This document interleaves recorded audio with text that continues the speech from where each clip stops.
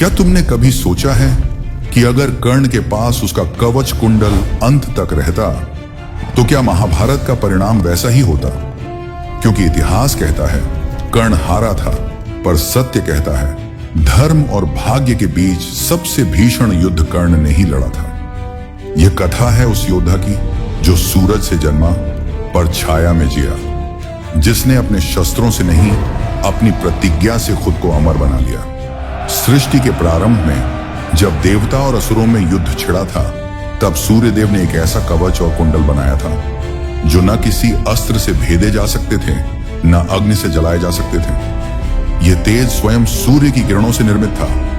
और एक दिन यही दिव्य कवच कुंडल कुंती के गर्भ में जन्मे बालक के साथ प्रकट हुए। समय था द्वापर का प्रारंभ, धरती पर अधर्म का भार बढ़ रहा था। राजकुमारी कुंती तब युवा थी और अविवाहित भी, और आशी दुर्वासा के आश्रम में सेवा कर रही थी। उनकी तपस्या से प्रसन्न होकर आशी ने उसे एक वरदान दिया, कुंती, तुम जिस देवता का भी नाम स्मरण करोगी वह प्रकट होगा और तुम्हें पुत्र देगा। कुंती ने उस वरदान को एक खेल की तरह परखा। उस बाल्य जिज्ञासा में बिना परिणाम जाने कुंती ने सूर्यदेव को पुकार लिया। आकाश सुनहरा हो गया, हवा में गर्मी फैल गई और उनके सामने स्वयं सूर्य प्रकट हुए। उनका तेज इतना प्रखर था कि समूचा कक्ष स्वर्णिम हो गया। उनकी देह से प्रकाश फूट रहा था और उनकी वाणी में तेज। उन्होंने कहा, हे देवी, तुमने मुझे आह्वान किया है। तुम्हें एक ऐसा पुत्र प्राप्त होगा जो स्वयं सूर्य के तेज से जन्मेगा। और उस क्षण सूर्य की किरणों से एक बालक प्रकट हुआ। उसके शरीर पर स्वर्णिम कवच था और कानों में दिव्य कुंडल।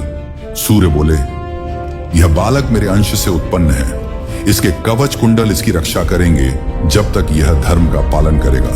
परंतु नियति अपनी चाल चल चुकी थी। उसी क्षण कुंती के हृदय में भय ने जन्म लिया।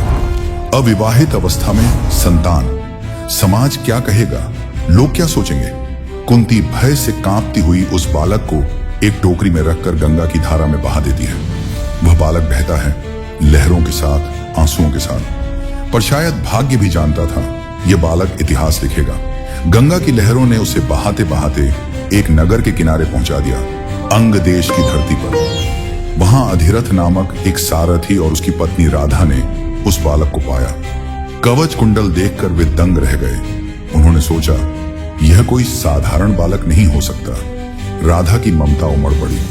उसने उस नवजात को अपनी गोद में उठा लिया, उसकी आंखों में झांका और उसी क्षण उसके हृदय में मातृत्व जाग उठा। अधिरथ ने धीरे से कहा, राधे, शायद यह किसी राजवंश का बालक है। देखो, इसके शरीर से कैसी दिव्य आभा निकल रही है। राधा ने उत्तर दिया, राजवंश का हो या देववंश का, आज से यह मेरा पुत्र है। और इस तरह गंगा से बहकर आया वह बालक अंग देश के सारथी के घर में पलने लगा। उसे नाम दिया गया कर्ण। रथ का सारथी होने के कारण वह समाज में सूत्र पुत्र कहलाया। परंतु उसकी आत्मा सूर्य की तरह तेजस्वी थी। हर सुबह जब वह सूर्य की ओर देखता तो उसके भीतर कुछ अनकहा हिलता, जैसे कोई अदृश्य संबंध हो उस तेजस्वी प्रकाश से। वह धनुर्विद्या सीखना चाहता था, लेकिन जाति के कारण उसे गुरु स्वीकार नहीं करते थे। फिर भी वह अभ्यास करता रहा, मिट्टी के ढेरों पर, लकड़ी के धनुषों से, अपने ही बनाए बाणों से। हस्तिनापुर की धरती पर दूर दूर तक धनुष की टंकार गूंज रही थी। राजकुमार अर्जुन, भीम, युधिष्ठिर, नकुल और सहदेव गुरु द्रोण के आश्रम में शस्त्र विद्या का अभ्यास कर रहे थे। हर ओर अनुशासन, मर्यादा और साम्राज्य का गर्व झलकता था।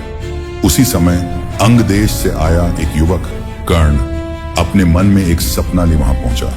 उसके पैरों में धूल, देह पर साधारण वस्त्र, पर आंखों में अग्नि थी। वह धीरे धीरे आगे बढ़ा और गुरु द्रोण के सामने झुका। गुरुदेव, मुझे धनुर्विद्या सिखाइए। मैं भी वही सीखना चाहता हूं जो आप राजकुमारों को सिखाते हैं। द्रोण ने एक क्षण उसे देखा। उनके अनुभव ने सब समझ लिया। वह कोई साधारण बालक नहीं। पर तभी एक शिष्य ने फुसफुसाकर कहा, गुरुदेव, यह तो सूत पुत्र है। द्रोण की दृष्टि बदल गई। सूत पुत्र? तब यह राजकुमारों के साथ कैसे खड़ा हो सकता है? धनुर्विद्या क्षत्रियों का धर्म है, तुम इसे नहीं सीख सकते। कर्ण के भीतर कुछ टूट गया। उसकी आत्मा चीत्कार कर उठी, पर उसने कुछ नहीं कहा। उसने सिर झुका लिया। वह लौट पड़ा, लेकिन उसकी आंखों में अपमान की अग्नि और आत्मसम्मान की ज्वाला जल उठी थी।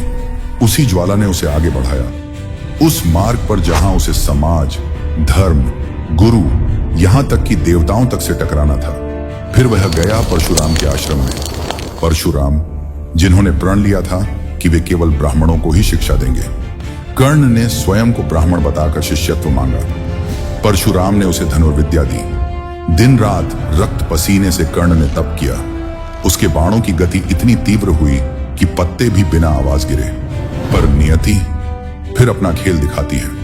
एक दिन परशुराम की गोद में कर्ण विश्राम कर रहा था। तभी एक कीड़ा उसकी जांघ में घुस गया। रक्त बहने लगा, पर कर्ण शांत रहा। परशुराम जागे और बोले, कोई ब्राह्मण ऐसा दर्द नहीं सह सकता। सत्य बताओ, तुम कौन हो? कर्ण मौन हो गया। उसने सिर झुका लिया। गुरुदेव, मैं ब्राह्मण नहीं, मैं सूत पुत्र हूं। परशुराम के चेहरे पर क्रोध और वेदना दोनों थे। उन्होंने कहा, झूठ बोलकर प्राप्त ज्ञान शाश्वत नहीं होता। जब तुम्हें सबसे अधिक आवश्यकता होगी, उसी क्षण तुम्हारा यह दिव्य ज्ञान तुम्हें स्मरण नहीं होगा। यह कहकर उन्होंने उसे श्राप दिया कि ब्रह्मास्त्र विद्या उसी समय भूल जाओगे जब उसका प्रयोग करना सबसे आवश्यक होगा। यह शाप नहीं था, यह नियति की मुहर थी। फिर आया वह क्षण जिसने इतिहास की दिशा बदल दी। हस्तिनापुर का रणभूमि उत्सव। जब द्रोणाचार्य ने अपने शिष्यों की प्रतिभा दिखाने के लिए सभा सजाई, अर्जुन आगे आया।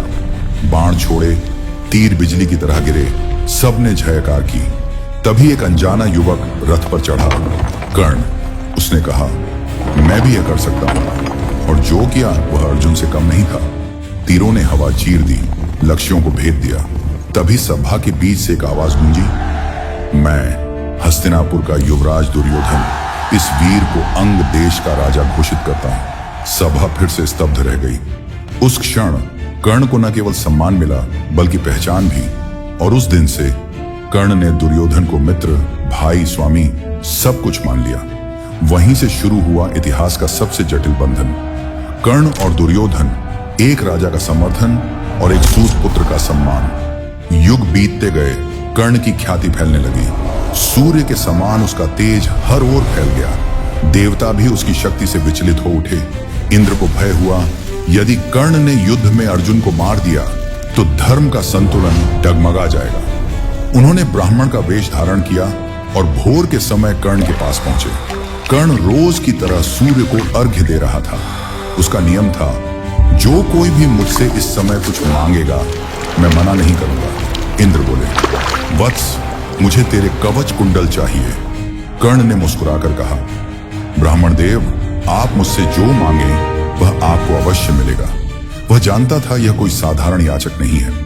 फिर भी उसने अपने शरीर से कवच कुंडल निकालकर दान कर दिया। रक्त बहा, पर उसके चेहरे पर कोई पीड़ा नहीं थी। समय आगे बढ़ा। हस्तिनापुर की राजसभा में जब दुर्योधन ने पांडवों को छल से हराकर उनका राज्य छीन लिया, तब समूचा सभा मंडल धर्म के पतन का साक्षी बना। उसी सभा में द्रौपदी को खींचकर लाया गया, एक ऐसी नारी जो 5 महायोद्धाओं की पत्नी थी, और उस क्षण अपमान की ज्वाला में झोंक दी गई। वहां उपस्थित सभी महापुरुष मौन रहे। धर्म उस दिन अपनी आवाज खो बैठा और अधर्म ने गर्व से सिर उठाया। कर्ण भी उसी सभा में था। वह जानता था कि जो हो रहा है वह अन्याय है, परंतु दुर्योधन के प्रति उसके वर्ण और निष्ठा का भार उसके हृदय पर इतना भारी था कि वह सत्य के पक्ष में खड़ा नहीं हो सका। उसके भीतर का विवेक चीत्कार कर रहा था, किंतु उसकी वाणी मौन थी। जब उसने द्रौपदी के अपमान के समय अपने मुख से कठोर शब्द कहे, उसी क्षण उसका अंतर्मन टूट गया। उसके शब्दों ने उसे भीतर से जला दिया। वह जिसने अपने जीवन भर दान, मर्यादा और सम्मान का पालन किया, उसी ने उस दिन अपमान के क्षण में अपने ही तेज को कलुषित कर दिया। उस दिन से कर्ण का हृदय शांत नहीं रह पाया। राजमहल की दीवारों में सोने की चमक थी, पर उसके भीतर शून्यता भर गई। पांडवों के वनवास पर चले जाने के बाद भी कर्ण के मन में कोई उत्सव नहीं था। वह प्रतिदिन प्रातःकाल सूर्य की ओर नमन करता, जैसे अपने पिता से मौन संवाद करता हो, मानो पूछ रहा हो कि क्या वह धर्म से भटक गया है। हर उत्तर मौन में ही मिलता, पर उस मौन में भी एक संदेश होता कि जो व्यक्ति सत्य की खोज में जूझता है वही अंततः धर्म का अर्थ समझता है। समय के साथ कर्ण का तेज बढ़ता गया। सूर्य की शक्ति जैसे उसके भीतर प्रवाहित होती थी। उसने शक्ति अस्त्र को सहेज कर रखा, वह दिव्य अस्त्र जो एक बार चलने पर किसी को भी मृत्यु दे सकता था। पर भाग्य फिर उसके जीवन में एक नया अध्याय लेकर आया। एक दिन उसका रथ एक ब्राह्मण के खेत में धंस गया और अनजाने में उस ब्राह्मण के पशु मारे गए। ब्राह्मण ने क्रोध में उसे श्राप दिया कि जब कभी उसका रथ युद्ध भूमि में धंसेगा वह असहाय होगा और उसी क्षण उसका अंत होगा। कर्ण ने उस श्राप को भी विनम्रता से स्वीकार किया। उसे पता था कि यह भी उसके भाग्य का हिस्सा है और भाग्य से लड़ना उसके जीवन की नियति है। दिन ढल रहा था। हस्तिनापुर की धरती पर युद्ध के बादलों ने अपना रंग गाढ़ा कर लिया था। कुरुक्षेत्र, जहां कभी अर्षियों ने यज्ञ किए थे, अब वहां रथों के पहिए, तीरों की वर्षा और रणघोष की गूंज थी। युद्ध का नाम था धर्म युद्ध, पर इस युद्ध में धर्म कहां था? हर योद्धा अपनी अपनी निष्ठा, अपने अपने सत्य के लिए लड़ रहा था। कर्ण का रथ महाविनाश की दिशा में बढ़ चुका था। उसके मन में वर्षों से सुलगते प्रश्न अब धुएं बनकर आसमान में उठ रहे थे। क्या वह वास्तव में अधर्म के पक्ष में है, या वह उस मित्रता के धर्म का पालन कर रहा है जो उसने दुर्योधन से निभाने का प्रण लिया था? कर्ण जानता था उसका हर निर्णय उसे मृत्यु के करीब ले जा रहा है। फिर भी वह पीछे नहीं हटा, क्योंकि उसने अपने जीवन में केवल दो बातें सीखी थी, दान और वचन, और दोनों का उसने कभी उल्लंघन नहीं किया। कुरुक्षेत्र का युद्ध बस शुरू होने वाला था। कर्ण अपने तंबू में अकेला बैठा था। दीपक की लौ कांप रही थी और बाहर हवा में रेत उड़ रही थी। वह अपने कवच कुंडल रहित शरीर को छूकर सोच रहा था, मैंने अपना कवच खुद दान दे दिया। क्या ये मेरी गलती थी या यही नियति थी? उसी वक्त तंबू के दरवाजे पर एक छाया पड़ी। वह कुंती थी, उसकी असली मां। कर्ण ने उन्हें देखा और समझ गया कि अब सब सच सामने आने वाला है। कुंती की आंखों में आंसू थे।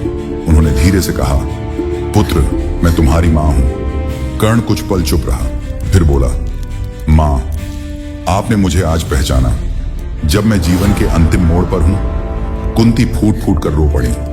उन्होंने कहा, पुत्र, मैं तुमसे बस एक वचन मांगने आई हूं, युद्ध में 5 पांडव जिंदा रहें।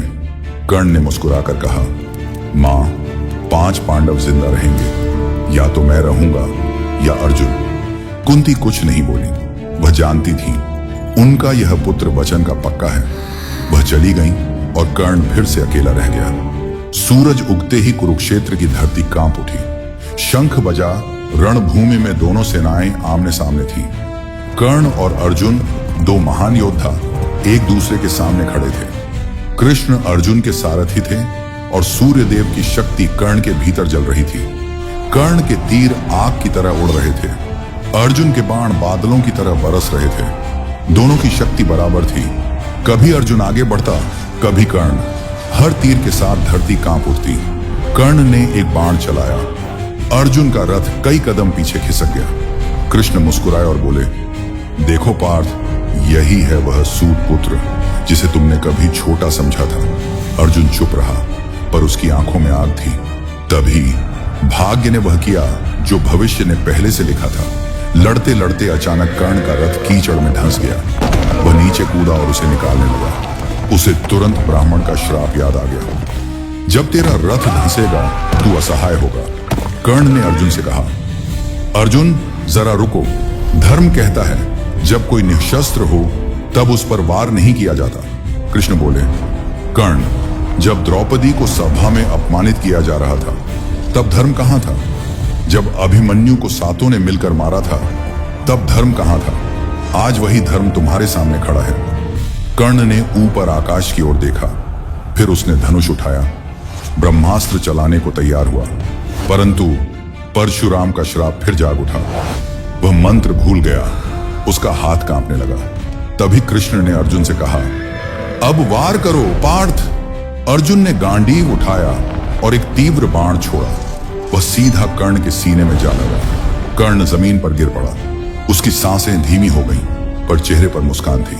कर्ण बोला, कृष्ण, मैंने जीवन भर दान दिया, आज मैं अपना प्राण भी दान करता हूं, अपने मित्र के लिए, अपने वचन के लिए, अपने धर्म के लिए। कृष्ण की आंखें भर आईं। उन्होंने कहा, कर्ण, तुम अधर्म के पक्ष में लड़े, पर तुम्हारा हृदय हमेशा धर्ममय रहा। तुम सूर्य के पुत्र हो, और सूर्य कभी अंधकार में नहीं रहता। सूर्यास्त हो चुका था। कुरुक्षेत्र की धूल में वह सूर्य पुत्र स्थिर पड़ा था।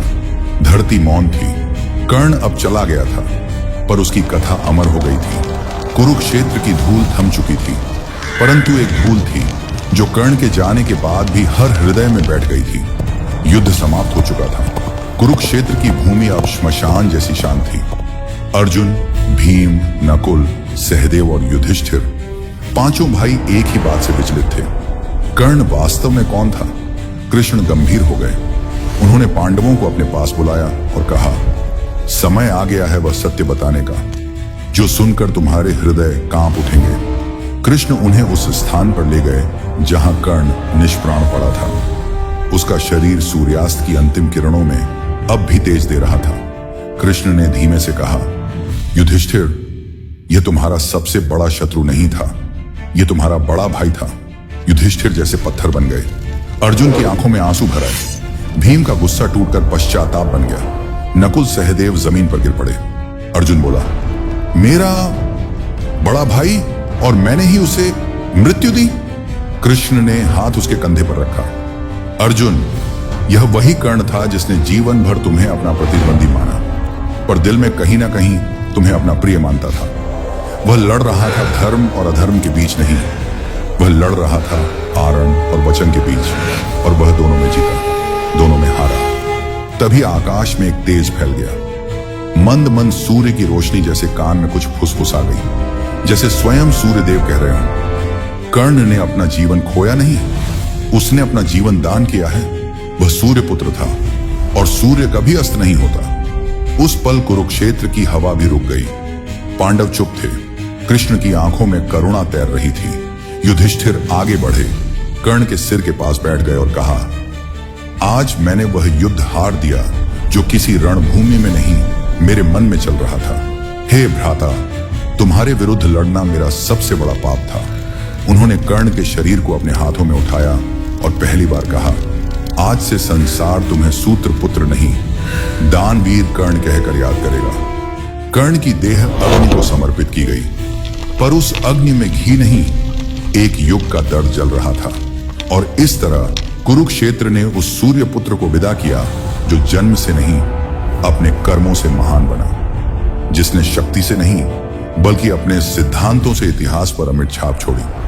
अगर यह कथा आपको छू गई हो, अगर कर्ण की संघर्ष यात्रा ने आपके भीतर एक नई आग जगाई हो, तो इसे औरों तक अवश्य पहुंचाइए। इस वीडियो को लाइक कीजिए, इस अमर कथा को शेयर कीजिए, और अगर ऐसी महाकाव्य कथाएं आप दिल से महसूस करते हैं तो चैनल को सब्सक्राइब कर लीजिए, क्योंकि यहाँ हम सिर्फ कहानियां नहीं बताते, हम उन नायकों को उजागर करते हैं जिनकी रोशनी आज भी हमारे भीतर कहीं जलती रहती है।